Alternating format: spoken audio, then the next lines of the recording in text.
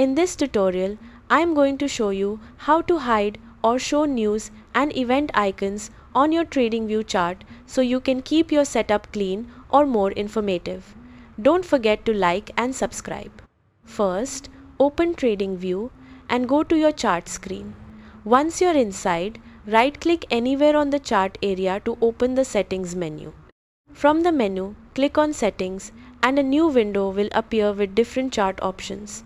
Now look for the section called Events and click on it. Here, you'll see options like Economic Events and Latest News. If you want to remove them, simply uncheck both options and click OK. The icons will instantly disappear from your chart. If you want to show them again, just go back to the same section and enable those options. This helps you control how much information you see on your chart and keeps your workspace exactly how you like it.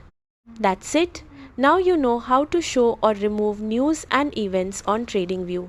Subscribe for more quick tutorials.